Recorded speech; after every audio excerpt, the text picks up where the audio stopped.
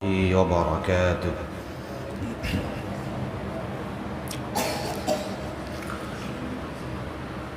الحمد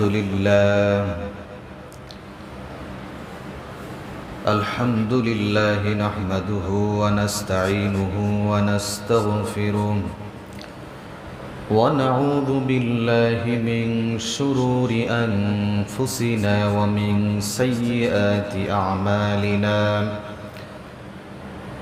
من يهده الله فلا مضل له ومن يضلل فلا هادي له، ونشهد أن لا إله إلا الله وحده لا شريك له، ونشهد أن سيدنا وحبيبنا ومولانا محمدا عبده ورسوله الذي أرسله بالحق بشيرا ونذيرا وداعيا إلى الله بإذنه وسراجا وقمرا منيرا. فقد قال الله تعالى في كلامه المجيد والفرقانه الحميد: أعوذ بالله من الشيطان الرجيم. بسم الله الرحمن الرحيم. وما من دابة في الأرض إلا على الله رزقها ويعلم مستقرها ومستودعها إلى آخر الآية. فقال رسول الله صلى الله عليه وسلم: والله في عون العبد ما كان العبد في عون أخيه.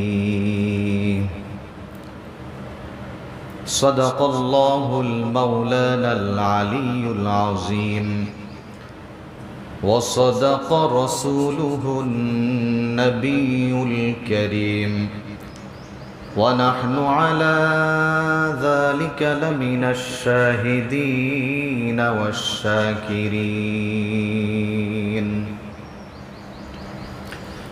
قالوا سبحانك لا علم لنا إلا ما علمتنا إنك أنت العليم الحكيم.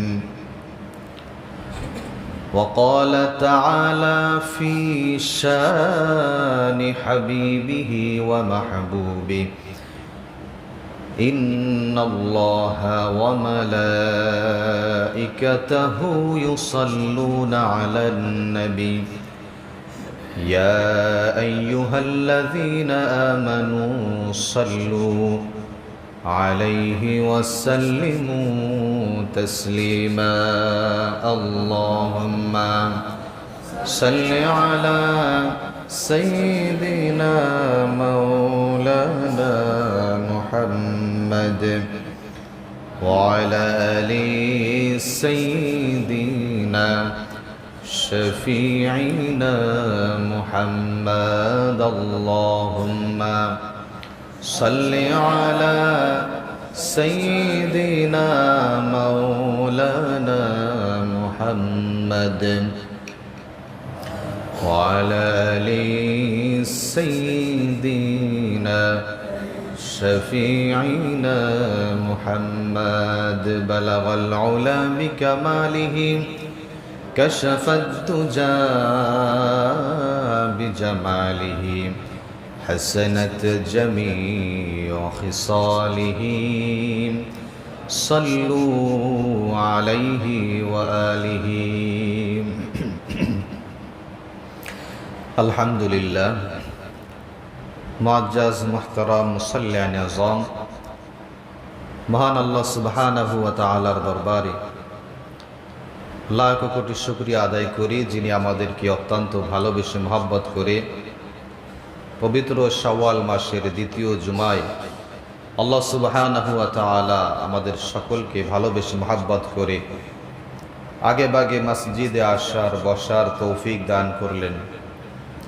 এই জন্য সেই মহান মুনিবের দরবারে তারই শিখানো ভাষায় শুকরিয়া আদায় করি, সকলেই পড়ি আলহামদুলিল্লাহ। দুরূদ ও সালাম পেশ করি সর্বকালের সর্বযুগের সর্বশ্রেষ্ঠ মহামানব রাহমাতুল লিল আলামিন সাইয়্যিদুল মুরসালিন খাতামুন নবিয়্যিন মুহাম্মদ আরবি বিশ্বনবী জনাবে মুহাম্মদুর রাসূলুল্লাহ পড়ি সাল্লাল্লাহু আলাইহি ওয়াসাল্লাম। আরও একবার কৃতজ্ঞতা জ্ঞাপন করি যে আল্লাহ সুবহানাহু ওয়া তাআলা শাওয়াল মাসের দ্বিতীয় জুমায় সুস্থতার সাথে আল্লাহ তাআলা আমাদেরকে কবুল করেছেন, এখনো পর্যন্ত হায়াতে তৈয়বা দান করেছেন, সুস্থ হালাতে রেখেছেন। এই জন্য প্রাণ খুলে মুহাব্বতের সাথে আর একবার কৃতজ্ঞতা প্রকাশ করি, পড়ি আলহামদুলিল্লাহ। প্রাণপ্রিয় মুসাল্লিয়ান ইকরাম, আমি আপনাদের সম্মুখে পবিত্র কোরআনুল কারীম থেকে একটি আয়াতে কারিমা তিলাওয়াত করেছি। রাসূল করিম সাল্লাল্লাহু আলাইহি ওয়া আলিহি ওয়াসাল্লামের অসংখ্য অগণিত হাদিস থেকে একটি হাদিস তেলাওয়াত করেছি। এই আয়াত এবং হাদিসের আলোকে নির্দিষ্ট সময়ের ভিতরে আমলের নিয়াতে ইখলাসের সাথে কিছু আলোচনা করা এবং শোনার চেষ্টা করব। আল্লাহ সুবহানাহু ওয়া তাআলা আমাদের সকলকে ধৈর্য সহকারে শোনার, বোঝার এবং আমল করার তৌফিক দান করুক, পড়ি আমিন। প্রাণপ্রিয় মুসাল্লিয়ান ইকরাম, আজকের জুমায় বেশ কয়েকটি বিষয় আমরা নির্ধারণ করেছি। যেহেতু শাওয়াল মাস এখনো চলতেছে, দ্বিতীয় জুমা আজকে, শাওয়াল মাস নিয়ে দুই একটি কথা, এরপরে সমসাময়িক বিষয় দিয়ে একটি কথা থাকবে, বাকি এরপর নির্ধারিত যে আলোচনার ভিতরে আমরা ছিলাম সেখানে আমরা আবার প্রবেশ করব। প্রাণপ্রিয় মুসাল্লিয়ান ইকরাম, আমরা দীর্ঘ একটি মাস রমাদানুল মুবারক পার করেছি। শাওয়াল মাসের আজ দ্বিতীয় জুমা। আমরা রমাদানুল মুবারকে রোজার একটা অভ্যাস আমাদের ভিতরে ছিল। তো রমজান বিদায় নিয়ে চলে গেছে, আর রোজা আমাদের মাস থেকে একেবারেই যে বিদায় নিয়ে চলে গেছে ব্যাপারটা কিন্তু তা নয়। রমজান, নবী আলাইহিস সালাতু ওয়াস সালাম রমজান বিদায়ের পরেও সিয়াম পালন করেছেন, রোজা রেখেছেন। নবীজি যেহেতু রেখেছেন আর এর ফজিলত অনেক বেশি, অনেকগুলা ক্যাটাগরিতে নবী আলাইহিস সালাতু ওয়াস সালাম রোজা রাখতেন। রমজান বিদায়ের পরেও সারা বছর কিছু রোজার যে ইবাদত, এটা কন্টিনিউয়াসলি রাখতেন, এটা ছেড়ে দিতেন না কখনো।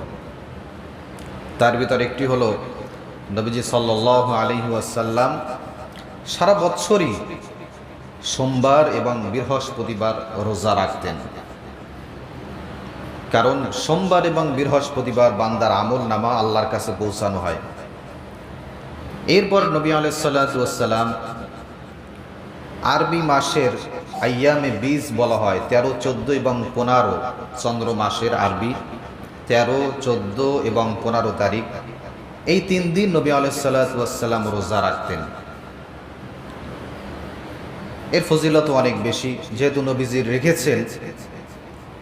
এরপরে রমজান বিদায়ের পরে শাওয়ালে যখন প্রথম প্রবেশ করি আমরা, এই পুরো শাওয়াল মাস জুড়ে আমরা এই হাদিস সবাই জানি, তারপরও বারবার স্মরণ করিয়ে দেওয়া, এই জন্য যে আমাদের ভিতরে যদি কারো দুই একটা কথার কারণে পরিবর্তন আসে, এই 6টা রোজা যদি আমরা রাখতে পারি তাহলে অনেক সৌভাগ্যবান।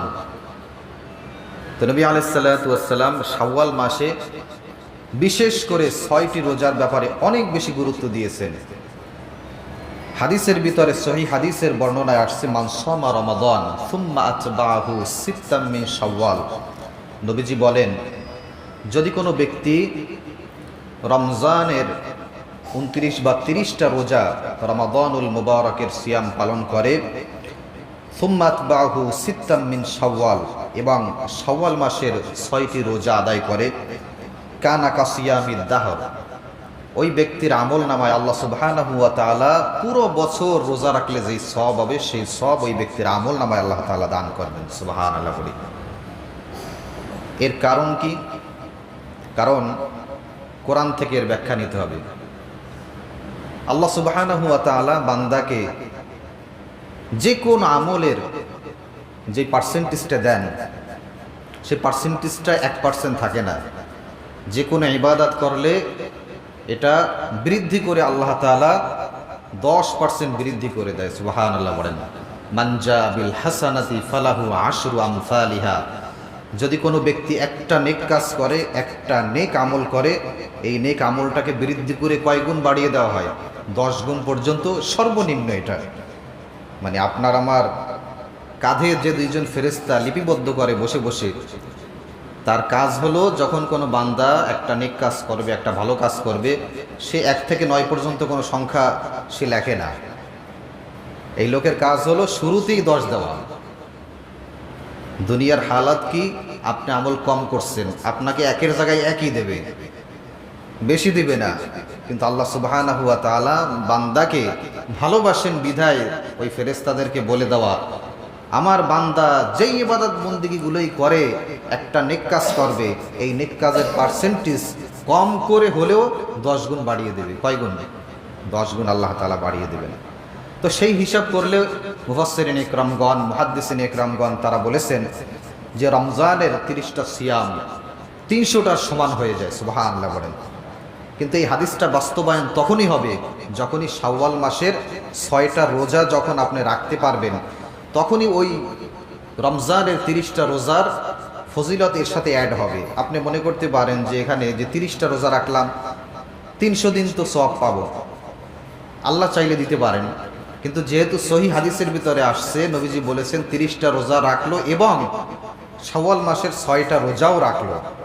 এখন 6টা রোজা বাদ দিলে আল্লাহ তাআলা সব দিবেন কিনা বলা যাচ্ছে না, কিন্তু যদি রাখেন নিশ্চিত যে আল্লাহ সুবহানাহু ওয়া তাআলা অবশ্যই নবীজির কথা, এটা তো মিথ্যা হতে পারে না।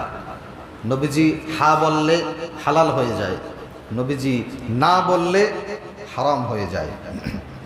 সেই নবী আলাইহিস সালাতু ওয়াস সালাম বলেছেন, শাওয়াল মাসের 6টা রোজা যদি আমরা রাখতে পারি, গোটা বছর পুরো বছর সওম পালন করলে যে সওয়াব আল্লাহ তাআলা সেই সওয়াব দান করবেন। এই জন্য চেষ্টা করা দরকার, যাদের একটু শক্তি সামর্থ্য আছে, ইচ্ছা আছে, তাদের এই শাওয়াল মাসে একটু কষ্ট করে হলেও 6টা রোজা রাখার চেষ্টা করা দরকার। রোজা যদি আপনি রাখেন, সায়েন্স বলে, বিজ্ঞান বলে, যদি কোনো ব্যক্তি 12 থেকে 14 ঘন্টা অভুক্ত অবস্থায় থাকে, সারাদিন পানাহার না করে, না খেয়ে থাকে, তাহলে তার শরীরের ভিতরে যেই দুর্বল কোষগুলো আছে, এই কোষগুলোকে শক্তিশালী কোষগুলো ড্যামেজ করে দেয়, দুর্বল কোষগুলোকে সে মেরে ফেলে। আপনার শরীরের ভিতরে দুর্বল যে অঙ্গগুলো আছে, এটাকে সে মেরে ফেলে, সে শক্তিশালী কোষে পরিণত হয়ে যায়। নবী আলাইহিস সালাতু ওয়াস সালাম বলেছেন 1400 বছর আগের কথা, যে রোজা রাখলে শরীর কি থাকবে? সুস্থ থাকবে, ভালো থাকবে। নবীজির চেয়ে সুন্দর সুঠম দেহের অধিকারী, সুস্থ দেহের অধিকারী, সুন্দর গঠনের অধিকারী আর কোনো ব্যক্তি হতে পারে না। সেই নবী আলাইহিস সালাতু ওয়াস সালাম এত পরিমাণ রোজা রাখতেন, নবীজি দুর্বল হয়ে গেছেন। একজন নবী আলাইহিস সালাতু ওয়াস সালামের শরীরে অনেক মানুষ, জান্নাতি মানুষের যেই শক্তি, সেই শক্তি নবীর শরীরে ছিল। তো নবী আলাইহিস সালাতু ওয়াস সালাম এত রোজা রাখতেন, এত ইবাদত করতেন, এরপরে শরীর দুর্বল হতো না কেন? কারণ এর ভিতরে ফায়দা রয়েছে। আপনি যদি রোজা রাখেন, আপনি দুর্বল হবেন না। তো জন্য নিয়াত করা দরকার যে শাওয়াল মাসের 6টা রোজা আমরা রাখার চেষ্টা করব। যেই ব্যক্তি রমজানের 30টা রোজা রাখতে পারছে, আমি মনে করি তার কাছে শাওয়াল মাসের 6টা রোজা কোনো ব্যাপারই না। আমি নিয়াত করেছি ব্যক্তিগতভাবে যে পুরা এই শাওয়াল মাস জুড়ে কম বেশি করে হলেও শেষ হওয়ার আগে যেন 6টা রোজা কমপ্লিট হয়। গত বছর আলহামদুলিল্লাহ রেখেছিলাম, এবছরও চেষ্টা করবো ইনশাল্লাহ। যেহেতু ব্যস্ততার কারণে ভেঙে ভেঙে রাখা হচ্ছে, এতে কোনো সমস্যা নাই।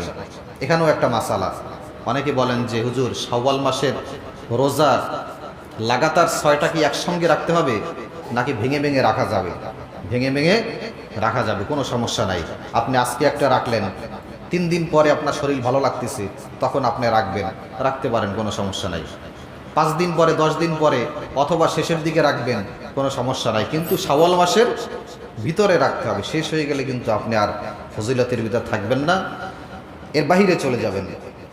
প্রাণপ্রিয় মুসাল্লিয়ান ইকরাম, এরপরে কথা হলো যে মা বোনদের একটা প্রশ্ন থাকে, রমাদানুল মুবারকে অনেক সিয়াম ছুটে যায়, শাওয়াল মাসের সিয়াম তাদের রাখার ইচ্ছা থাকে অনেক বেশি, আমাদের চেয়েও অনেক বেশি। আমি দেখেছি মা বোনদের শাওয়াল মাসের সিয়াম, নফল সিয়াম এগুলো বেশ রাখার একটা আগ্রহ থাকে। তো তারা অনেক সময় জিজ্ঞেস করে যে শাওয়াল মাসের সিয়াম, রমাদানুল মুবারকের যে সিয়ামগুলো ছুটে গিয়েছে এগুলো আগে রাখবো নাকি শাওয়ালের সিয়াম আগে রাখবো? তো এখানে ওলামা ইকরামগণ বেশি জোর দিয়েছেন, 2টা কথাই বলেছেন। প্রথম কথা যেটা বেশি জোর দিয়েছেন যে রমাদানুল মুবারকের সিয়াম আগে রাখতে হবে, যেহেতু এটা ফরজ, এটা আগে রাখতে হবে, এরপর শাওয়ালের সিয়াম পালন করবে। প্রাণপ্রিয় মুসাল্লিয়ান ইকরাম, ইবাদতের বিশেষ একটা দিক হলো যে রমাদানুল মুবারকে যে আপনি সাওম পালন করেছেন, আশরাফ আলী থানভী রহমতুল্লাহ আলাইহি বলেছেন, তাকে জিজ্ঞেস করা হয়েছিল যে আমার রোজা, আমার ইবাদত এটা কবুল হয়েছে কিনা, এটা আমি কিভাবে বুঝবো? এটা বোঝার কোনো উপায় কি আছে? ভালো করে বুঝেন। তাকে জিজ্ঞেস করা হয়েছিল একজন বুজুর্গ ব্যক্তি যে রোজা, ইবাদত বন্দি এগুলো আমরা পালন করি কিন্তু আমরা তো বুঝতে পারি না, এটা বোঝার কি কোনো উপায় আছে? বুজুর্গ ব্যক্তির একটা থিওরি বলতে পারেন আপনি, এটা যে বাস্তব 100% ব্যাপারটা তা না। তিনি বলেছিলেন যে যদি কোনো ব্যক্তি ইবাদত বন্দিগির পরে সেই ইবাদত বন্দিগিটা করার জন্য তার ভিতর স্পৃহা জাগে, ওইটা করার জন্য সে নিজে থেকে আবার করার আগ্রহ তার ভিতরে তৈরি হয়ে যায়। মনে করেন একজন ব্যক্তি ফজরের সালাত আদায় করেছে, জোহরের সালাতের যখন সময় হয়ে গেছে সে ছটফট করতেছে কোথায় যাব। আর একজন ব্যক্তি ফজরের সালাত আদায় করেছে, জোহরের নামাজের সময় যখন হয়েছে সে বাহিরে আছে, ঘোরাফেরা করতেছে, তার ভিতরে সেই ছটফট করতেছে না যে আমি নামাজে যাব জোহরের। দুইজনই ফজরের সালাত আদায় করেছে, দুইজনই কি করেছে? ফজরের সালাত আদায় করেছে। একজন জোহরের আজান দিয়েছে, পরে তার ভিতরে অস্থিরতা, কখন আমি মসজিদের ভিতরে ঢুকবো। আর একজন ব্যক্তি সেও ফজরের সালাত আদায় করেছে, জোহরের আজানের পরে তার ভিতরে অস্থিরতা নাই যে আমি মসজিদে যাব। তো ব্যাপারটা বুজুর্গ ব্যক্তি তিনি বলেন, যদি কোনো ব্যক্তি ইবাদতের পরে পরের ইবাদতের জন্য তার ভিতর অস্থিরতা কাজ করে যে আমি এই ইবাদতটা যেন আমার কাছ থেকে ছুটে না যায়, তখন বুঝতে পারবে যে হয়তোবা ওই ব্যক্তির ওই ইবাদতটা আল্লাহ তাআলা কবুল করেছেন। সুবহানাল্লাহ বলেন। তো আপনার আমার রমাদানুল মুবারকের সিয়াম আমরা যারা পালন করেছি, তা এই ব্যক্তির ভিতরে এই 30 দিন 29 দিন সিয়াম পালন করার পর একটা স্পৃহা তৈরি হয়ে যায় তার ভিতরে। সে চিন্তা করে যে এই 5টা 6টা শাওয়ালের সিয়াম এটা আমার জন্য কোনো সেরকম একটা ব্যাপারই না, যেহেতু আমি রমজানের সিয়াম পালন করতে পেরেছি, তো ইনশাল্লাহ আমি এই 6টা সিয়ামও পালন করতে পারবো। এটা আল্লাহ তাআলার ওলামা ইকরামগণ, বুজুর্গগণ বলেন যে এটা একটা শুকরিয়া স্বরূপ যে আল্লাহ তাআলা আমাকে সুস্থ হালাতে রমাদানুল মুবারকের সিয়াম পালন করার তৌফিক দিয়েছেন।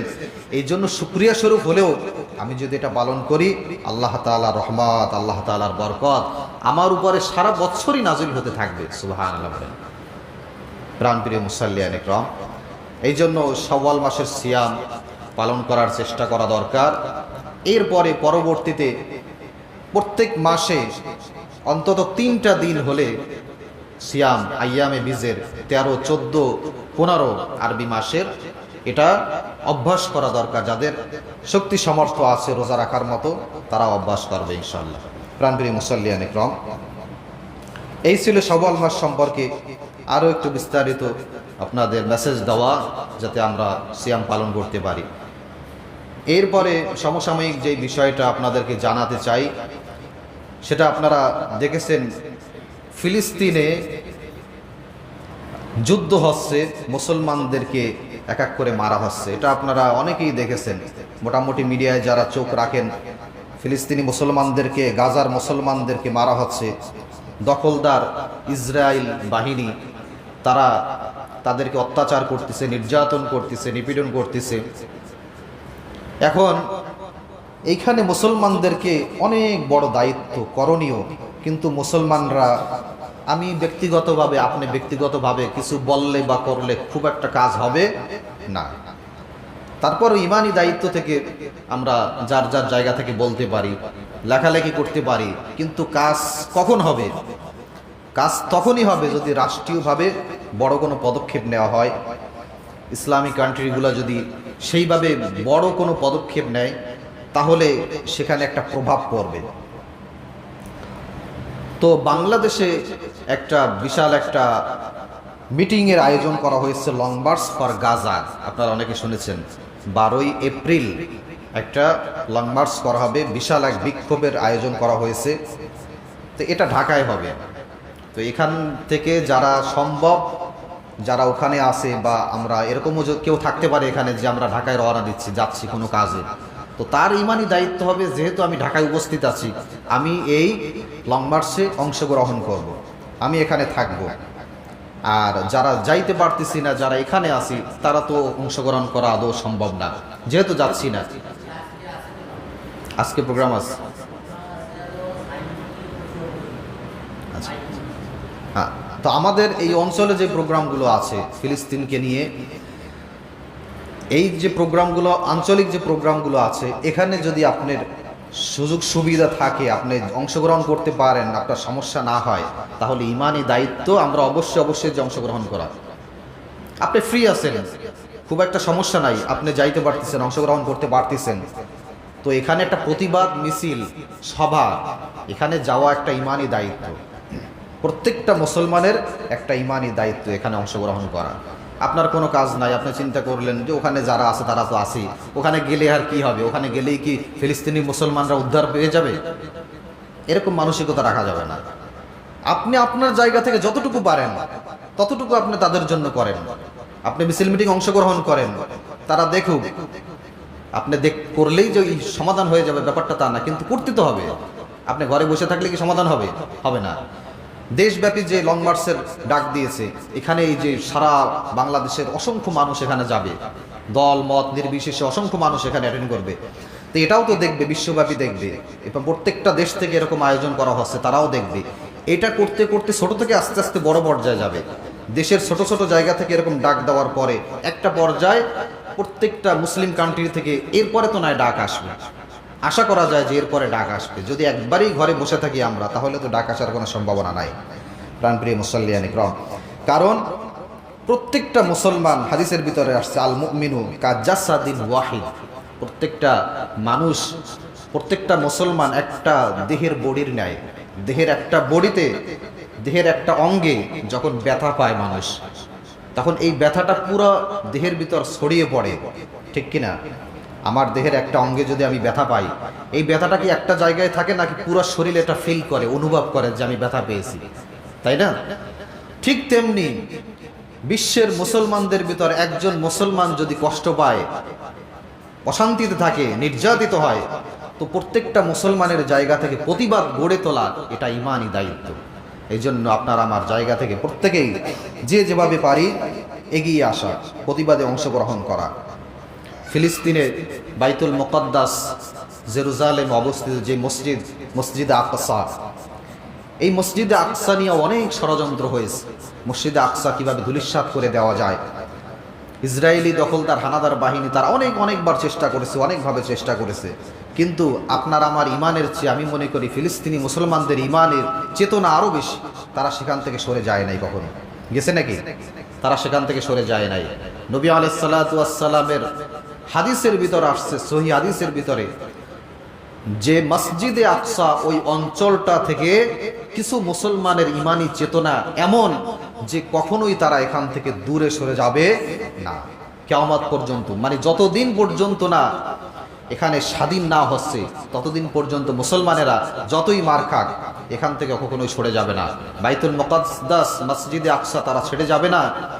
ইমাম মাহদী আলাইহিস সালাতু ওয়াস সালাম এখানে আসবে, এখান থেকেই ঘোষণা হবে পুরা দুনিয়ায় যে একটা সংগ্রাম হবে, দাজ্জালকে হত্যা করা হবে, বিশাল ঘটনা সেইটা শুরু হবে ওইখান থেকে, ফিলিস্তিনের বাইতুল মুকাদ্দাস থেকে সেই সংগ্রামটা শুরু হবে। ইমাম মাহদী আলাইহিস সালাতু ওয়াস সালাম আসবে। প্রাণপ্রিয় মুসাল্লিয়ান ইকরাম, ওইখানে নবীদের পদচারণা সবচাইতে বেশি হয়েছে। বাইতুল মুকাদ্দাস ফিলিস্তিনে নবীদের পদচারণা আগমন সবচাইতে বেশি হয়েছে। তো এই জন্য মুসলমানদের জন্য কিছু করা, বাইতুল মুকাদ্দাসের জন্য করা, ফিলিস্তিনি মুসলমানদের জন্য কিছু করা, আর এই কাজে যে যদি কোনো ব্যক্তি নিহত হয়, অংশগ্রহণ করতে যে মারা যায়, নিঃসন্দেহে ওই ব্যক্তি শহীদের মর্যাদা পেয়ে যাবে। সুবহানাল্লাহ। এই জন্য এই সকল কাজে নিজেকে বিলিয়ে দেওয়া এটা সৌভাগ্যের কাজ। প্রাণপ্রিয় মুসাল্লিয়ান ইকরাম, তো আমরা চেষ্টা করবো, এই যে বলতেছিল এখানে একটা এরকম সবার আয়োজন করা হয়েছে, আমরা যারা পারি, কসুয়া থেকে নাকি সাইনবোর্ড থেকে একটা সবার আয়োজন করা হয়েছে ফিলিস্তিনি মুসলমানদের জন্য, যে এই সবাই আমরা কয়টা থেকে, এটা দুপুর 2টা যেহেতু বলছে শুরু হতে হতে 2:30 বেজে যাবে, বা এর ভিতর হয়তো শুরু হয়ে যাবে। যাদের সম্ভব হয় সাইনবোর্ড যে আমরা অংশগ্রহণ করতে পারি। প্রাণপ্রিয় মুসাল্লিয়ান ইকরাম, যেহেতু সময়ে বিষয়ভিত্তিক আলোচনায় ঢুকতেই সময় অনেক চলে গেছে, আমরা সংক্ষিপ্ত সময়ের ভিতরে যতটুকু আলোচনা করতে পারি। রমাদানুল মুবারকের আগে আমরা সৃষ্টির সেবা, সুন্দর আচরণ, মানব কল্যাণ, এই বিষয় সম্পর্কে আমরা সংক্ষিপ্ত আলোচনা শুনেছিলাম। কারণ এর ব্যাপক আলোচনা রয়েছে, এর অনেক আলোচনা রয়েছে যেগুলো কোরআন এবং হাদিস বিশ্লেষণ করলে জানা যায়। অনেক অসংখ্য আয়াত হাদিস পাওয়া যায় সৃষ্টির সেবা, মানব কল্যাণ। তো আমরা যে পর্যন্ত এসেছিলাম যে মসজিদে গমনের জন্য প্রতিটি পদক্ষেপ আপনার আমার জন্য সওয়াবের কারণ হবে। মসজিদে গমনের জন্য বাড়ি থেকে রওনা দিয়েছেন, মসজিদ পর্যন্ত হেঁটে এসেছেন, প্রত্যেকটা পদক্ষেপে আল্লাহ সুবহানাহু ওয়া তাআলা আপনার আমার আমল নামায় সওয়াব দান করে দিয়েছেন। সুবহানাল্লাহ বলেন। আমরা তো অলসতা করি যে মসজিদে যাব, দূরে মসজিদ, হেঁটে যেতে তো কষ্ট হবে, তো এই কষ্টের বিনিময় আল্লাহ সুবহানাহু ওয়া তাআলা আপনার আমার আমল নামায় যেই সওয়াবটা দান করবেন, এই সওয়াবটা পিওর সওয়াব, এই সওয়াবের ভিতরে কোনো ভেজাল নাই। আপনি নামাজ পড়তেছেন, এই নামাজের ভিতরে ভেজাল থাকতেও পারে, মানুষকে দেখানো হতে পারে, সূরা কালাম ভুলও হতে পারে, ত্রুটি হয়ে যেতে পারে, কিন্তু এই আমলগুলো অ্যাকুরেট আমল।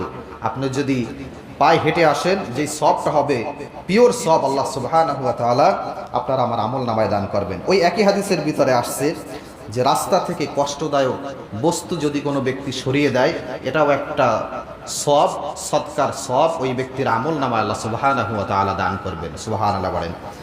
রাস্তা কষ্টদায়ক বস্তু, যে কোনো কষ্টদায়ক বিষয়, একটা মুমিন মুসলমান তার একটা জিনিসে কষ্ট হচ্ছে, সেই কষ্টটা আপনি দূর করে দিলেন। রাস্তায় হতে পারে আপনি বাথরুমে গিয়েছেন, কষ্টদায়ক অবস্থান রয়েছে, আপনি সেটা পরিষ্কার করে দূর করে দিলেন, পরের যে ব্যক্তি গেল সে খুব স্বাচ্ছন্দ্য ফিল করলো, আনন্দদায়ক অবস্থা তার মনে তৈরি হলো যে কি সুন্দর পরিবেশ, কিন্তু করছে কি? আপনি করেছেন। এর একটা সওয়াব, পিওর সওয়াব আল্লাহ সুবহানাহু ওয়া তাআলা আমল নামায় দিয়ে দিবেন। এরপর আপনি এখান থেকে বের হয়েছেন, দেখলেন একটা মরা কিছু পড়ে আছে মসজিদের সামনে, তো আপনি কি করলেন? যেই জিনিসটা মানুষের কষ্টদায়ক কারণ হবে, তো আপনি এটা হাত থেকে নিজে কষ্ট করে সরিয়ে ডাস্টবিনের ভিতর ফেলে দিলেন। লোকজন যখন গেল তখন তার কারো কোনো কষ্ট হলো না, খুব সুন্দরভাবে যেতে পারলো। এই যে কষ্টদায়ক বস্তুটা আপনি সরিয়ে দিলেন, আল্লাহ সুবহানাহু ওয়া তাআলা আপনার আমার আমল নামায় একদম পিওর সওয়াব, সদকার সওয়াব, দানের সওয়াব আল্লাহ তাআলা দান করে দিবেন। সুবহানাল্লাহ।